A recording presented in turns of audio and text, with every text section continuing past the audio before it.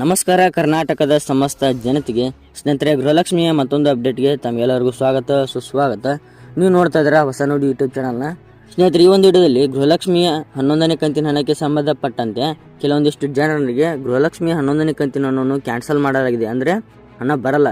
ಯಾಕೆ ಕ್ಯಾನ್ಸಲ್ ಮಾಡಲಾಗಿದೆ ಮತ್ತು ಯಾವ ಕಾರಣದಿಂದ ಕ್ಯಾನ್ಸಲ್ ಮಾಡಲಾಗಿದೆ ಎಂದು ಸಂಪೂರ್ಣವಾದ ಮಾಹಿತಿಯನ್ನು ತಿಳಿಸಿಕೊಡ್ತೀನಿ. ಅದಕ್ಕೂ ಮೊದಲು ಇನ್ನೂ ನಮ್ಮ ಚಾನಲ್ ಯಾರು ಸಬ್ಸ್ಕ್ರೈಬ್ ಮಾಡ್ಕೊಂಡಿಲ್ಲ ನೋಡಿ, ಸಬ್ಸ್ಕ್ರೈಬ್ ಮಾಡ್ಕೊಳ್ಳಿ ಮತ್ತು ಬೆಲ್ ಐಕನ್ನ ಆರಿಗೆ ಸೆಟ್ ಮಾಡ್ಕೊಳ್ಳಿ. ನಾವು ಯಾವುದೋ ಒಂದು ವಿಡಿಯೋ ಬಿಟ್ಟರು ಕೂಡ ನಿಮಗೆ ನೋಟಿಫಿಕೇಶನ್ ಅಂದರೆ ಮೆಸೇಜ್ ಮೂಲಕ ಬಂದು ತಲುಪುತ್ತದೆ. ಸ್ನೇಹಿತರೆ, ಈಗಾಗಲೇ ಗೃಹಲಕ್ಷ್ಮಿಯ 10ನೇ ಕಂತಿನ ಹಣದವರೆಗೂ ಎಲ್ಲ ಫಲಾನುಭವಿಗಳ ಖಾತೆಗೆ ತಲುಪಿದೆ ಅಂತಾನೆ ಅನ್ಕೊಂಡಿದ್ದೀನಿ.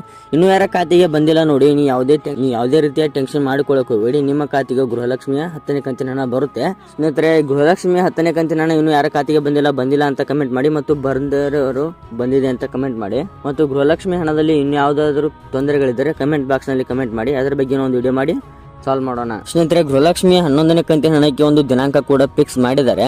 ಆ ದಿನಾಂಕದಂದು ಗೃಹಲಕ್ಷ್ಮಿಯ 11ನೇ ಕಂತಿನ ಹಣವನ್ನು ಜಿಲ್ಲಾವಾರುಗಳ ರೀತಿಯಲ್ಲಿ ಬಿಡುಗಡೆಯನ್ನು ಮಾಡ್ತಾರೆ. ಕೆಲವೊಂದಿಷ್ಟು ಜಿಲ್ಲೆಗಳ ಆಯ್ಕೆ ಮಾಡಿಕೊಂಡು ಆ ಜಿಲ್ಲೆಗಳನ್ನ ಮಹಿಳೆಯರಿಗೆ ಗೃಹಲಕ್ಷ್ಮಿಯ 11ನೇ ಕಂತಿನ ಹಣವನ್ನು ಬಿಡುಗಡೆ ಮಾಡ್ತಾರೆ. ಅದೇ ರೀತಿ ಮುಂದಿನ ಜಿಲ್ಲೆಗಳಿಗೂ ಕೂಡ ಹಣವನ್ನು ಜಮಾ ಮಾಡ್ತಾರೆ.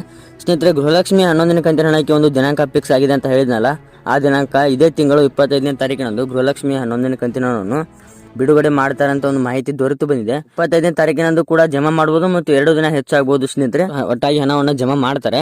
ಸ್ನೇಹಿತರೆ, ಗೃಹಲಕ್ಷ್ಮಿಯ 11ನೇ ಕಂತಿನ ಹಣವನ್ನು ಕೆಲವೊಂದಿಷ್ಟು ಜನರಿಗೆ ಕ್ಯಾನ್ಸಲ್ ಆಗಿದೆ ಅಂತ ಹೇಳಿದ್ನಲ್ಲ, ಯಾಕೆ ಕ್ಯಾನ್ಸಲ್ ಆಗಿದೆ ಮತ್ತು ಯಾವ ಕಾರಣಗಳಿಂದ ಕ್ಯಾನ್ಸಲ್ ಆಗಿದೆ ಅಂತ ನೋಡಿದ್ರೆ, ಸ್ನೇಹಿತರೆ, ಗೃಹಲಕ್ಷ್ಮಿಯ ಯೋಜನೆಯನ್ನು ಅರ್ಜಿ ಸಲ್ಲಿಸುವ ಸ್ಥಿತಿಯಲ್ಲಿ ಏನಾದರೂ ತೊಂದರೆಗಳಿದ್ದರೆ ನಿಮಗೆ ಗೃಹಲಕ್ಷ್ಮಿಯ ಹಣ ಬಂದು ತಲುಪುವುದಿಲ್ಲ. ಮತ್ತು ಸ್ನೇಹಿತರೆ, ನಿಮ್ಮ ಬ್ಯಾಂಕ್ ಖಾತೆಗಳ ವಿವರದಲ್ಲಿ ಕೂಡ ತೊಂದರೆಗಳಿದ್ದರೆ ನಿಮಗೆ ಯಾವುದೇ ರೀತಿ ಹಣ ತಲುಪಲಿಕ್ಕೆ ಸಾಧ್ಯವಾಗುವುದಿಲ್ಲ. ಸ್ನೇಹಿತರೆ, ನೀವು ನಿಮ್ಮ ಖಾತೆಗಳ ಮತ್ತು ಅರ್ಜಿ ಸಲ್ಲಿಸುವ ಸ್ಥಿತಿಯನ್ನು ನೋಡಿಕೊಂಡು ಮತ್ತೊಮ್ಮೆ ಗೃಹಲಕ್ಷ್ಮಿಯಾಗೆ ಅರ್ಜಿಯನ್ನು ಸಲ್ಲಿಸಿ, ನಿಮ್ಮ ಗೃಹಲಕ್ಷ್ಮಿಯ ಹಣ ಬಂದೇ ಬರುತ್ತದೆ. ಸ್ನೇಹಿತರೆ, ಇದಾಗಿತ್ತು ಇವತ್ತಿನ ಒಂದು ವಿಡಿಯೋ. ಮತ್ತೆ ಮುಂದಿನ ವಿಡಿಯೋದಲ್ಲಿ ಸಿಗೋಣ. ಇಂತಹ ಹೆಚ್ಚಿನ ಮಾಹಿತಿಗಳಿಗೆ ನಮ್ಮ ಚಾನಲ್ನ ಸಬ್ಸ್ಕ್ರೈಬ್ ಮಾಡ್ಕೊಳ್ಳಿ ಮತ್ತು ಬೆಲ್ ಐಕನ್ ಆಲ್ ಸೆಟ್ ಮಾಡ್ಕೊಳ್ಳಿ. ನಾವು ಯಾವುದೇ ಹೊಸ ಅಪ್ಡೇಟ್ ಬಂದರೂ ಕೂಡ ನಿಮಗೆ ಮೊದಲೇ ತಿಳಿಸ್ತೀವಿ.